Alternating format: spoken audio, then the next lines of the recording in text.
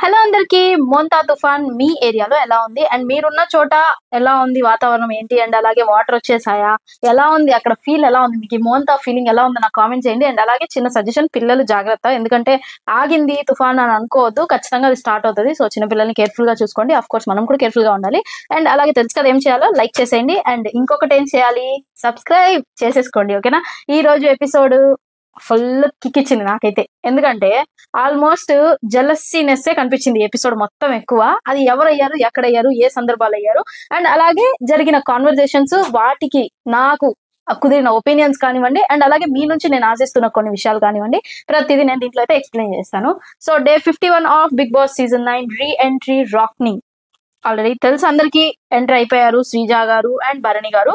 So దానికంటే ముందు నిన్నటి నామినేషన్స్ లో కంటిన్యూషన్ కొద్దిగా ఉంది. సో దాన్ని కంప్లీట్ చేసేద్దాం. ఫస్ట్ నామినేషన్ కంటిన్యూషన్ వచ్చేసి, ఫస్ట్ అయితే ఇంకో నెక్స్ట్ వచ్చే కంటెస్టెంట్, ఎక్స్ కంటెస్టెంట్స్ ఇంకా ఎవరు రాలేదు. ఫస్ట్ ఆవిడ మాధురి గారు క్రయింగ్ ఫుల్, ఎందుకంటే రితు మాటల కంట నాకు అసలు అర్థం కాల. ఆవిడ ఏంది ఏడవడం, ఆవిడే కదా అరిచారు, ఆవిడ అరిచి ఆవిడే ఏంది ఏడవడం అని చెప్పేసి నాకైతే అర్థం కాల. గట్టి గట్టిగా అరిచి నోటుకొచ్చిన మాటలన్నీ అనేసి రితుని అంతా అయిపోయిన తర్వాత కూర్చొని ఏడుస్తూ ఉంటే నాకు అబ్బా ఇంద్రా అనిపించింది. ఆ తర్వాత రితు లోపల చెప్తూ ఉంది, ఆవిడే కదా నన్ను అంటుంది, నేనేం చేయాలి దానికి, నేను అనాలి కదా, నేను ఎలా సైలెంట్ గా ఉంటాను అని చెప్పేసి రితు చెప్తాను. అఫ్ కోర్స్ అంతే కదా, వాళ్ళేమో మన చుట్టాలా లేకపోతే ఏంటి, ఈ కాలంలో చుట్టాలు ఏమన్నా అంటేనే మనం ఊరుకోవట్లే ఒక మాట.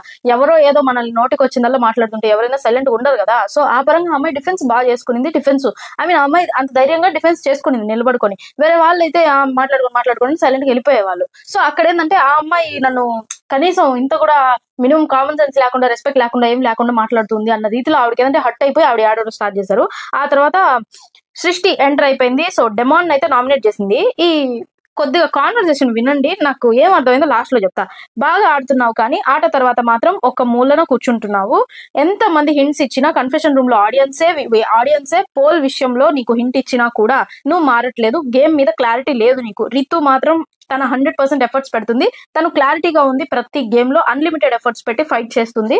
ఇది నా పాయింట్. అండ్ అలాగే సజెషన్ అని చెప్పేసి అయితే చెప్పింది. ఈ ఈ యొక్క కాన్వర్జేషన్ లో నాకు అర్థమైంది ఏంటంటే, ఈ అమ్మాయి రితు ఆటని మాత్రమే చూసి వచ్చింది అని నాకు అనిపించింది. డెమాన్ గేమ్స్ అక్కడ అమ్మాయి చూడలేదు అని చెప్పేసి నాకు అనిపించింది. ఎందుకంటే రితు కంటే బెటర్ గా డెమాన్ ఆడుతున్నాడు అని చెప్పేసి నా ఫీలింగ్.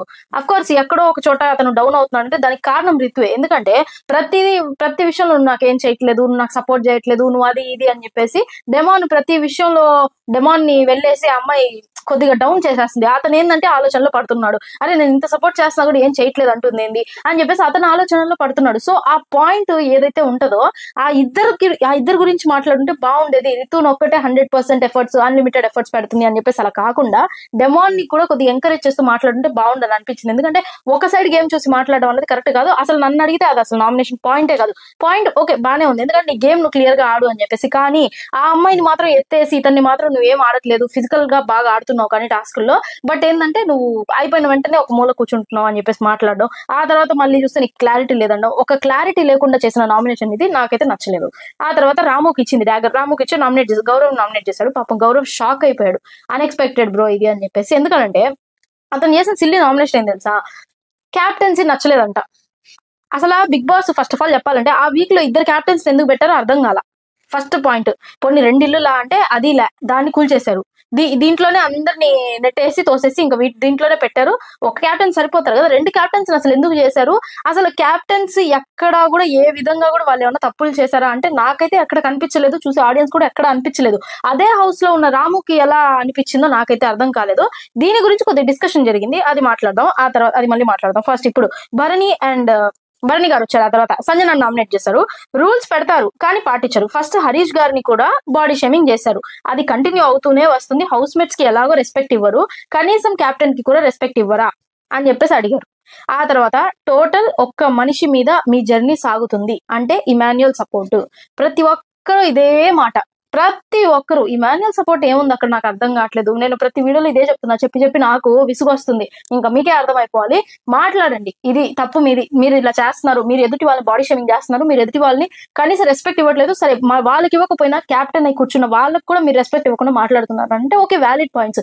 ప్రతి ఒక్కరు కూడా వీళ్ళనే మమ్మల్ని అంటారా, మేము కూడా మిమ్మల్ని అంటాం అని చెప్పేసి, ఇమాన్యుయల్ది మీది బాండ్ గురించి మాట్లాడుతున్నాం అని చెప్పేసి ప్రతి ఒక్కళ్ళు అలా మాట్లాడడం అనేది నాకైతే ఎక్కడ కరెక్ట్ అనిపించలేదు. ఎందుకంటే వాళ్ళిద్దరూ ఏ గేమ్ లో కూడా ఫేవర్ ఫేవరిజం చూపించలేదు, ఎక్కడ కూడా ఏం చేయలేదు. కానీ సంజన గారు సపోర్ట్ చేశారు ఇమాన్యుయల్ కి. ఇమాన్యుయల్ ఎక్కడ సపోర్ట్ చేస్తూ రాలేదు గేమ్ లో సంజన గారికి. ఎందుకంటే నీ గేమ్ నీది, నా గేమ్ నాది మమ్మీ, గేమ్ అయిపోయిన తర్వాత ఏమన్నా ఒకటి చూసుకుందాం అని చెప్పేసి ఒక మాటే తప్ప ఇమాన్యుయల్ ఎక్కడ ఆవిడకి స్టాండ్ తీసుకోవడం కానీ నిలబడడం కానీ ఏమీ చేయలేదు. తన గేమ్ తను ఆడుతూ వచ్చాడు. సో ఆ నామినేషన్ పాయింట్ నాకు కొద్దిగా ఆక్వర్డ్ గా అనిపించింది. ఆ తర్వాత వచ్చేసి సంజన గారు, మీరు మీ బాండ్స్ వల్లే వెళ్ళిపోయారు, మీరందరూ గ్రూపిజం గా నన్ను పక్కకి పెట్టేశారు అని చెప్పేసి అయితే చెప్పారు సంజన గారు. భరణి గారు చెప్పారు, ఎవరు నా గ్రూప్ అని అంటే సంజన గారు చెప్పారు, తనుజ, దివ్య, రాము, సుమను అని చెప్పేసి చెప్పారు. సరే ఓకే అని చెప్పేసి అక్కడ కొద్దిగా చిన్న కాన్వర్సేషన్ జరిగింది. ఆ తర్వాత డాగర్ దింపుతూ ఆయన దాంట్లోకి చెప్తున్నారు, గట్టిగా దిగింది కదా పర్లేదు అని అంట.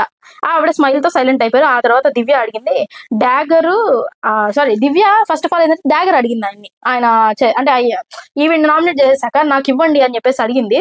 కానీ ఆయన ఏం చేశాడంటే నిఖిల్కి ఇచ్చాడు. నాకు వెరీ వెరీ వెరీ స్మార్ట్ అనిపించింది, టూ గుడ్ అనిపించింది. ఎందుకంటే ఆయన దివ్యాకి ఇచ్చుంటే ఆయన పరిస్థితి ఘోరాతి ఘోరంగా అయిపోయి ఉండేది, లేదా తనుజాకి ఇచ్చున్నా కూడా మరీ అతి ఘోరంగా అయిపోయి ఉండేది. సో అక్కడ కొద్దిగా మనిషి బాగా ఆలోచించాడు. ఎందుకంటే బయటికి వెళ్ళిన తర్వాత ఆ మనిషి కళ్ళు తెరిచేసుకొని బయట అన్ని చూసుకొని వచ్చాడు కాబట్టి ఎవరితో ఎలా బిహేవ్ చేయాలన్నది జాగ్రత్తగా బిహేవ్ చేస్తూ వచ్చాడు. సో అందుకనేసి నిఖిల్కి ఇచ్చాడు. నిఖిల్ దగ్గర మంచి పాయింట్స్ ఉన్నాయని చెప్పేసి ఆయన భావిస్తూ నిఖిల్కి ఇచ్చాడు. కానీ ఇక్కడ అన్ఎక్స్పెక్టెడ్ ఏంటంటే నిఖిల్ నామినేట్ చేసిన తనుజాని. ఈ పాయింట్స్ లో నాకు ఎక్కడ తప్పు అనిపించలే, చెప్తాను చూడండి. క్యాప్టెన్సీ టాస్క్ లో ఇమాన్యుయల్ ని బెక్ చేశారు, నాకు నచ్చలేదు. అది చెప్పారు ఆవిడ ఏమనంటే, నేను ఆడపిల్లనేమో, నేను ఇంతవరకు ఆడాను, గట్టిగా ఆడాను, నాకు క్యాప్టెన్ అవ్వాలని ఉంది, నువ్వు ఆల్రెడీ అయ్యావు కదా, సో నీకేంది, నీకు బానే ఉంటది, సో నువ్వేందంటే ఎఫర్ట్స్ పెట్టేస్తున్నావు, నాకు బాగాలేకపోయినా నేను ఇప్పటి వరకు ఆడుతూ వచ్చాను, నాకు ఈసారికి ఒక ఛాన్స్ ఇవ్వు, నాకు వదిలేసి ఆ క్యాప్టెన్సీ అని చెప్పేసి ఆవిడ కూర్చొని దీనంగా అడగడం, అది నిఖిల్ కి నచ్చలేదంట. దాన్ని బెగ్గింగ్ అనే అంటారు, రిక్వెస్ట్ అని కూడా అన్నారు, బెగ్గింగ్ అనే అంటారు. సో ఆవిడ చెప్పింది, నేను బెక్ చేయలేదు, నేను ఎవరి కోసం బెక్ చేయలేదు, నేను ఎక్కడ బెక్ చేయలేదు అని ఆవిడ వాదిస్తూ వచ్చింది. కానీ నిఖిల్ ఒపీనియన్ అది అలా అనిపించింది. చూసి ఆడియన్స్ కూడా ఏంట్రా ఇలా ఆడుకుంటుంది అమ్మాయి అని చెప్పేసి అనిపించింది. అందరికి ఆల్మోస్ట్ 90% ఆఫ్ ద ఆడియన్స్ కి అనిపించింది అదే, ఏంటి తనుజ ఇలా ఆడుకుంటుంది అని చెప్పేసి అనిపించింది, అడుక్కుంటుంది అని అదే అనిపించింది. ఆ తర్వాత తనుజ చెప్పింది, అసలు మీరు ఏం గేమ్స్ ఆడారు అని చెప్పేసి చెప్పింది. ఆ తర్వాత ఈయన చెప్పారు, అంటే 6 వారాలుగా క్యాప్టెన్ అవ్వలేదే, అంటే ఏం గేమ్ ఆడారు నాకు కనిపించట్లేదు అని చెప్పేసి అయితే నిఖిల్ చెప్పాడు. మీరు ఏం గేమ్ ఆడారని చెప్పి ఆవిడ అడిగితే, 6 వారాల నుంచి ఆడుతున్నా, మీరు ఆ క్యాప్టెన్ బోర్డు పైన నాకు ఎక్కడ క్యాప్టెన్ కనిపించట్లేదే, మీరేం గేమ్ ఆడారు అని చెప్పేసి అయితే నిఖిల్ అడిగాడు. పాయింట్ అయితే అదృష్టం అనిపించింది. ఆ తర్వాత దివ్య ఇంకా తనూజ ఏడుపులు. ఆయన వచ్చి వెళ్ళిన తర్వాత అక్కడతో నామినేషన్ పాయింట్ అయిపోయింది, కొద్దిగా వాదన జరిగింది. ఆ తర్వాత నాకు ఓవరాల్ గా చూసిన నిఖిల్ పాయింట్స్ బెస్ట్ అని అనిపించింది. ఆయన వెళ్ళిపోయారు బర్నీ గారు. వెళ్ళిపోయిన తర్వాత దివ్య తనుజ ఏడుపులు. నేను అసలు ఈ సీన్ చూడలేకపోయాను. ఆ దివ్య ఏడుస్తుంటే నాకైతే భలే కోపం వచ్చింది. అక్కడ కూడా మీరు గమనించుకుంటే బర్నీ గారు వచ్చిన వెంటనే దివ్యాని దివ్య బరికెత్తుకుంటూ వెళ్ళి హక్ చేసుకుంటే ఆ అమ్మాయికి హగ్గు కనీసం ఏమి ఆయన చేతులు వెనకే ఉన్నాయి. ఆ తర్వాత సుమన్ శెట్టి గారిని గట్టిగా హక్ చేసుకున్నారు బర్నీ గారు. వెళ్ళేటప్పుడు తనుజాని దగ్గర తీసుకున్నారు, కనీసం మాట్లాడాల దివ్యతో. నాకు అనిపించింది ఆయనకు అర్థమైంది ఆయన ఎవరి వల్ల బయటికి వెళ్ళిపోయారు అన్నది. సో అందుకనేసి ఆ మనిషి స్ట్రిక్ట్ గా వచ్చాడు, స్ట్రిక్ట్ గా వెళ్ళాడు. తనుజాకి ఆయనకి అసలు తప్పు ఏమీ జరగలేదు, అంటే వాళ్ళిద్దరు బాండ్ వల్ల ఎక్కడ ఏ తప్పు జరగలేదు. వాళ్ళిద్దరు బాండ్ లో ఉన్నప్పుడు, నాన్న కూతురులాగా ఉన్నప్పుడు ఇప్పటికీ అలాగే ఉన్నారు. కానీ వాళ్ళ బాండ్ స్టార్ట్ అయినప్పటి నుంచి కూడా ఆయనకి ఎక్కడ మైనస్లు గినస్లు ఎక్కడేం పడలా. ఎప్పుడైతే దివ్య వచ్చిందో అప్పటి నుంచి అది ఓవర్ అయిపోయి ప్రతిదీ ఆయన మీద రుద్దేయడం, ప్రతి దానికి ఆయన ఇరికిచ్చేయడం, అలా చేస్తూ ఉండేసరికి ఇంకా జనాలు కూడా ఎలిమినేట్ చేశారు. అది అక్కడ జరిగింది. కానీ అది ఆయన అర్థం చేసుకొని సర్వైవ్ అయ్యాడు హౌస్ లో ఆ కొద్దిసేపు. అది నాకు చాలా బాగా అనిపించింది. అండ్ అలాగే దివ్య చెప్పింది, ఏడుస్తూ చెప్తుంది ఇమాన్యుయల్ తో, నన్ను చూసి కూడా మాట్లాడలేదు, తనుజ అయినా అడిగేసింది మీ వల్ల నేను వెళ్ళిపోయానా నాన్న అనేసి అని చెప్పేసి. అంటే తనుజ అడిగింది ఆయన వెళ్ళేటప్పుడు హక్ చేసుకొని, నా వల్లే మీరు వెళ్ళిపోయారా నాన్న అని చెప్పేసి అడిగింది. లేదురా అలా ఏమీ లేదు, నువ్వు బాగా ఆడుతున్నావు, నువ్వు సూపర్ అంతే అని చెప్పేసి ఆయన అయితే చెప్పేసి, అలా ఏమీ లేదు, నువ్వు అవేం పెట్టుకోక మైండ్ లో అని చెప్పేసి అయితే ఆయన హక్ చేసుకొని హ్యాపీగా నీట్ గా వెళ్ళిపోయారు మనిషి. ఆ తర్వాత భరణి గారు ఆ మాట చెప్పిన తర్వాత ఇంకా అక్కడతో ఆ కాన్వర్సేషన్ అయిపోయింది, ఆ నామినేషన్ అయిపోయింది. నెక్స్ట్ గౌరవ్కి రాముకి మధ్య జరిగిన కాన్వర్సేషన్ ఏంటంటే, ఈ రోజు నుంచి నేను ఇక్కడతో నామినేషన్స్ అయిపోయి లిస్ట్ ఆల్రెడీ నేను ప్రీవియస్ వీడియోలో అయితే నేను చెప్పేశాను. సో ఈ వీక్ మీ ఓట్ ఎవరికి అండ్ అలాగే ఎలిమినేట్ అవబోతుంది ఎవరో కూడా నాకు చెప్పేసేయండి కామెంట్ లో, ఓకేనా? సో గౌరవ్కి రాముకి జరిగిన కాన్వర్సేషన్ మాట్లాడదాం. ఈ రోజు నుంచి నేను ఎవరిని ట్రస్ట్ చేయను నీ వల్ల అని అన్నాడు గౌరవ్ రాముతో. ఇది సిల్లీ నామినేషన్. ఎందుకు అనేసాడంటే, రాము ఎందుకని నామినేషన్ వేసా అంటే వేకప్ కాల్ జనాల్లోకి వెళ్ళి రావాలి అని నామినేట్ చేశాను అని చెప్పేసి అయితే అని చెప్పేసి అయితే నామినేషన్ వేసాడంట. అది నాకు చాలా హట్టింగ్ గా అనిపించింది బ్రో. ఏమన్నా ఉంటే నువ్వు కూర్చొని నాకు మాట్లాడాలి, చెయ్యాలి. వేకప్ కాల్ అని జనాల్లోకి వెళ్ళి రావాలని అలవాటు అవ్వాలని చెప్పేసి వీటికి నామినేషన్ వెయ్యరు. నేను ఏదైనా తప్పు చేస్తుంటే నా నుంచి 100% తప్పు కనుక ఉంది అని నువ్వు అనుకోని ఉంటే నువ్వు నామినేషన్ వేస్తుంటే నేను హ్యాపీగా తీసుకొని ఉండేవాడిని, నేను ఆ తప్పును సరిదిద్దుకొని ఉండేవాడిని. కానీ నువ్వు ఇలా సిల్లీ రీజన్ గా వేకప్ కాల్ అని చెప్పేసి నువ్వు నాకు వేసిన నామినేషన్ వల్ల నాకు ఈ రోజు హౌస్ లో ప్రతి ఒక్కరి మీద ట్రస్ట్ పోయింది. నేనైతే ఎవరిని నమ్మదలుచుకోలేదు. And by the way don't call me friend, call me housemate అని చెప్పేసి చెప్పాడు అతను గౌరవ్. సో ఇంకా రాము వరస్ట్ గా ఇంకెవరిని చేయాలి నామినేషన్, ఇంకెవరు లేరే, సరే వేసేద్దాం అని చెప్పేసి అయితే గౌరవ్ కేసేస్తాడు అని చెప్పేసి నాకు కూడా అనిపించింది. ఆ తర్వాత మిడ్ నైట్ టాక్స్, ఇది చాలా ఇంపార్టెంట్. అండ్ అలాగే వచ్చేసి ఇమాన్యుల్ దగ్గర నుంచి నేను ఎక్స్పెక్ట్ చేయాల, నిజంగా చెప్తున్నా. పవన్, రితు, ఇము వీళ్ళు ముగ్గురు కూర్చొని మాట్లాడుకుంటున్నారు, ఎక్కడ క్యాప్టెన్ రూమ్ లో కూర్చొని మాట్లాడుకుంటున్నారు. పవన్ కామ్ గా పడుకొని ఉంటే ఇంకా రితు, ఇమాన్యుల్ ఇద్దరు డిస్కస్ చేసుకుంటూ ఉన్నారు. కళ్యాణ్ అడిగాడంట, అన్న లాస్ట్ వీక్ పాయింట్స్ ఎందుకు పెట్టి నువ్వు తనూజ నామినేట్ చేసావు అని చెప్పేసి కళ్యాణ్ అడిగితే ఇమాన్యుల్ చెప్పాడంట, నేను ఆ అమ్మాయి ట్రోఫీ పట్టుకున్నా కూడా సేఫే ఆడింది అని చెప్తాను అని చెప్పాడు ఇమాన్యుల్.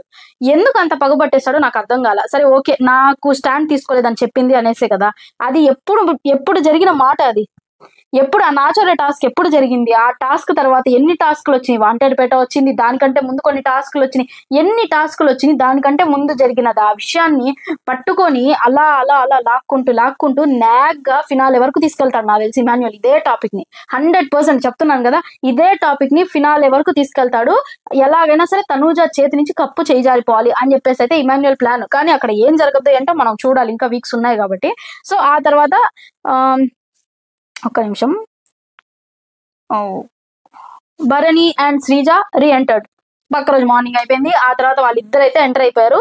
సో వీళ్ళిద్దరి బాండ్ వేరే లెవెల్ ఉంది అసలు. నిజంగా భరణి గారు రాగానే తనూజ వెళ్ళి గట్టిగా పట్టుకోవడం, ఆయన ఆరేరేరే అని చెప్పేసి బుజ్జగించడం చాలా బాగుంది. కానీ దివ్య మాత్రం చూపులు ఎలా అనిపించిందంటే, నన్ను వదిలేసి మీరు ట్రిప్కి వెళ్ళిపోతారా, భార్యని ఎలాగైతే భర్త చూస్తుందో, ఆయన ట్రిప్ నుంచి బాగా ఎంజాయ్ చేసి మళ్ళీ ఇంటికి వచ్చిన తర్వాత ఎలాగైతే చూస్తుందో, దా ఉంది నా చేతిలో ఉంది నీకు అనేసి ఎలా చూస్తుందో అలా చూసింది చూపులు. నాకు ఇప్పటికి కూడా వీళ్ళ రిలేషన్ క్లారిటీ లేదు. అక్క తమ్ముడా, అన్నా చెల్లిలా, నాన్న కూతురా, లేకపోతే ఇంకేదన్నా, మీకైనా క్లారిటీ ఉంటే నాకు కామెంట్ చేయండి అంతే. ఆ తర్వాత వచ్చేసి సంజన నాకు చెప్పింది నువ్వు బాండింగ్ అని ఒకరిని పంపించేసావు అని అంటుంది అని చెప్పేసి కూతురు నాన్నకి కంప్లైంట్ చేస్తుంది వెళ్ళి.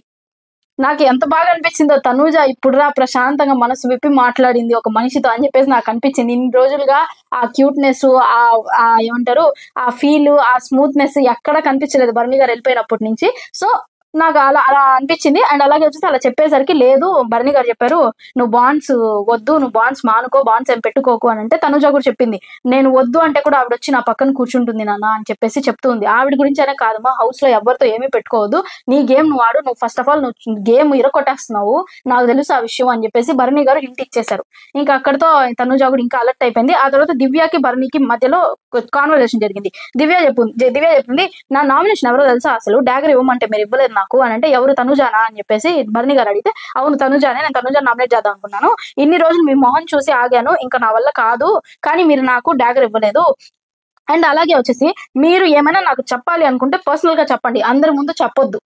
ఇది వైఫ్ మెటీరియల్ అబ్బా, నిజంగా వైఫ్ మెటీరియల్ ఇది. ఎందుకంటే నేను కూడా చెప్తా, ఎవరైనా మా ఆయన కూడా ఎక్కడైనా బయట ఉన్నప్పుడు స్పీకర్ ఆన్ చేసి మాట్లాడే అలవాటు ఉంది ఇది వరకు. అట్లా స్పీకర్ ఆన్ చేసి మాట్లాడకూడదు, ఎవరు ఏం మాట్లాడతారో నీకు తెలియదు. సో అలా ఏంటంటే విషయాలు పక్క ఎవరు కూడా వినకూడదు అలాంటి మాటలు అని చెప్పేసి నేను ఏంటంటే పర్సనల్ అనేది ఉంటది. ఎవరితో మాట్లాడిన వైఫ్ హస్బెండ్ అనే కాదు, ఎవరైనా సరే కాల్స్ మాట్లాడేటప్పుడు స్పీకర్ ఆన్ చేసి మాట్లాడకూడదు. సో ఆ పరంగా నేను ఇచ్చిన సజెషన్ తనకి. అలాగే నేను దివ్య దివ్యాలో నన్ను చూసుకున్నా, ఏదన్నా ఉంటే పర్సనల్ గా చెప్పు, అందరి ముందు నన్ను అనకు, నన్ను అడగకు, నన్ను తిట్టకు, నన్ను చెప్పకు అని చెప్పేసి. ఇక్కడ నాకైతే క్లారిటీ వచ్చేసింది. కానీ భరణి గారు ఇంకా కన్ఫ్యూజన్ లో ఉన్నారు. సో ఎందుకంటే సేమ్ ఏజ్, ఇద్దరు కూతుర్లు, కానీ సడన్ గా అమ్మాయిని వైఫ్ అని అంటే నా వల్ల కావట్లేదు అని చెప్పేసి ఆయన కూడా కొద్దిగా గట్టి గుండె చేసుకున్నారు. కానీ చూద్దాం దీని సంగతి బయటకు వెళ్ళాక అని చెప్పేసి ఆయన సైలెంట్ గా ఉన్నాడు. సో అదే బాండ్ సంగతి, సైలెంట్ గా ఉన్నారు.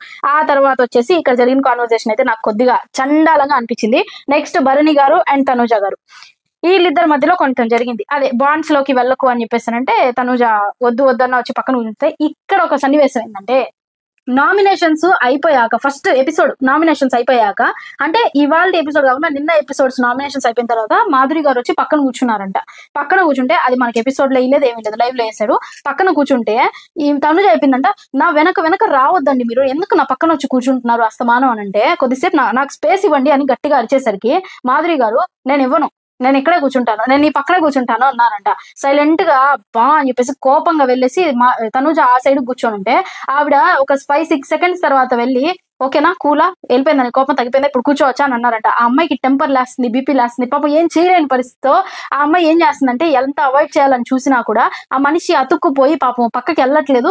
మేబీ ఈ వారం వెళ్ళిపోద్దేమో, శాశ్వతంగా చెప్పలేము, అప్పుడైనా తనుజ కొద్దిగా విముక్తి వస్తుందేమో చూడాలి. ఇంకా ఆ తర్వాత శ్రీజ అండ్ భరణి వీళ్ళిద్దరు ఏంటంటే ఏమేం మార్చుకుంటే ఎంటర్ అయ్యారు కదా, సో ఎంటర్ అవ్వగానే ఊరికనే హౌస్ లోకి పంపించి టాస్క్లు బెటర్ కదా బిగ్ బాస్, మధ్యలో ఏదో ట్విస్ట్ ఉంటుంది, ఆ ట్విస్టే ఇది.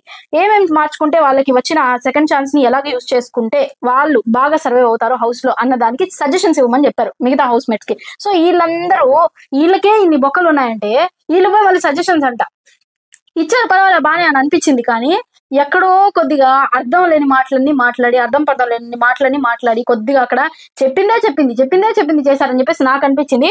ఆ తర్వాత ఇక్కడ స్టార్ట్ అయిపోయిందండి, మాధురికి శ్రీజాకి పడిపోయింది, స్టార్ట్ అయిపోయింది, కొద్దిగా క్లాష్ వచ్చింది. నేను ఇలాగే అంటే ఆవిడ ఏం చెప్పారంటే నోరు అదుపులో పెట్టుకుంటే మంచిది అని చెప్పేసి మాటలు చెప్పారు, అది దాన్ని తగ్గించుకుంటే నువ్వు హౌస్ లో బాగా సర్వే అవుతావు అని చెప్పేసి. అది మన శ్రీజాకి పనికిరాల, నా నేచరే అది, నేను అలాగే వాగుతాను, నేను అలాగే వాదిస్తాను, వింటే వినండి లేకపోతే ఎలిమినేటే వెళ్ళిపోండి, నాకెందుకు, నేను కప్పు తీసుకుని హాయిగా వెళ్ళిపోతాను అన్న రకం శ్రీజ. ఈవిడ చూస్తే నీ నీ నీ మెడని ఎలా వంచాలో నాకు తెలుసు, ఉంటావు కదా హౌస్ లోని, నిన్ను వంచి నేను చూపిస్తాను చూడు అనే రకం మాధురి గారు. వీళ్ళిద్దరి మధ్యలో జరిగే ఆ గొడవలు చాలా ఉన్నాయి, చాలా చాలా జరుగుతున్నాయి, చాలా ఉన్నాయి. ముందు ఎపిసోడ్స్ అయితే బ్లాస్ట్ అంతే. ఇంకా 1 by 1 వరుసగా 4-5 గొడవలు ఉన్నాయి, ఎంజాయ్ చేయండి చూసి హ్యాపీగా. ఆ తర్వాత వచ్చేసి మాధురి గారు అండ్ సుమన్ గారు ప్రతి దానికి గొడవ చేస్తుంది. అసలు శ్రీజ టాపిక్ వీళ్ళిద్దరు కూర్చొని మాట్లాడుకుంటారు, ప్రతి దానికి గొడవ చేస్తుంది. అసలు తన ఏజ్ ఎంత, అనవసరంగా ఓవర్ గా మాట్లాడుతుంది, కనీసం నా ఏజ్ కి కూడా రెస్పెక్ట్ ఇవ్వట్లేదు అని చెప్పేసి మాధురి గారు సుమన్ గారితో చెప్తున్నారు. ఆ తర్వాత నిఖిల్ మధ్యలో వచ్చి ఆ రోజు మన ఇద్దరము రిబ్బన్ కట్ చేసాం కదా గ్రడ్జ్ అన్నాడు. అంటే గజ్జి కాదు గ్రడ్జ్ అంటే నేను చెప్తా, ఎందుకంటే ఆ రోజు ఎలిమినేషన్ టైంలో శ్రీజ రిబ్బన్ కట్ చేశారు వాళ్ళిద్దరు. సో ఆ ఇది పగే పెట్టుకొని ఉంటుంది, మన ఇద్దరి మీద పగ పెట్టుకొని ఉన్నట్టుంది, వాళ్ళు కనుక కట్ చేయకపోయి ఉంటే నేను హ్యాపీగా హౌస్ లో ఉండేదాన్ని కదా అని చెప్పేసి అందుకనేసి మన ఇద్దరు మీద చూపిస్తుంది అని చెప్పేసి చెప్పింది. సో చెప్పారు నిఖిల్, దానికి ఈవిడ కూడా నిజమే అని చెప్పేసి నామినేషన్ లో వచ్చినప్పుడు కూడా శ్రీజ నిఖిల్ ని కొన్ని మాటలు అనిందంట. అది మనకైతే ఎపిసోడ్ లో వేయలేదు, లైవ్ లో వేస్తాడు, కానీ నాకు ఆ కాన్వర్సేషన్ మీద క్లారిటీ లేక నేను మీతో మాట్లాడలేదు. ఆ తర్వాత గౌరవ్ కి తెలుగు రాదని చెప్పేసి పాపం భలే ఆడేసుకుంటున్నారు గౌరవ్ని, నిజంగా చాలా అన్యాయం అది. దివ్య అది అక్కడ ఏం జరిగిందంటే భరణి గారికి సజెషన్స్ ఇస్తూ గౌరవ్ ఏదో సంథింగ్ మాట్లాడితే ఆ విషయంలో దివ్య లోపల హౌస్ లో వచ్చి ఆర్గ్యుమెంట్ చేసింది గౌరవ్ తో. ఎందుకు అనంటే ఆ టీమ్ లో నేను కూడా ఉన్నాను, ఆ టీం మాకు కూడా ఎఫెక్ట్ అయింది అది ఇది అని చెప్పేసి మాట్లాడి కావాలని టాపిక్ ని డైవర్ట్ చేసి నువ్వు భరణి గారిని అంటావా నీ సంగతి నేను చూస్తానని చెప్పేసి మాటలు స్టార్ట్ చేసి గట్టిగా మాట్లాడడం అరవడం చేసింది. అనవసరమైన ఇది, అది ఏంటంటే ఎచ్చులకు మించి ఏమి లే. అబ్బా భరణి గారి కోసం ఈ అమ్మాయి తప్ప ఎవ్వరు స్టాండ్ తీసుకోవట్లేదని ఒక ఎచ్చులు చూపించుకోవడానికి తప్ప అక్కడ ఏమీ లేదు. దివ్యలో అసలు మ్యాటరే లేదు నిజంగా చెప్పాలంటే. ఒక వైల్డ్ కార్డ్ గా లాస్ట్ టైం అయినా రతిక బాగా ఆడిందని చెప్పేసి నాకు అనిపించింది, కానీ దివ్య టోటల్ డొల్ల తుప్పాస్ అంతే, నిజంగా వేస్ట్ ఆ అమ్మాయి అసలు హౌస్ లో, బిగ్ బాస్ హౌస్ లో.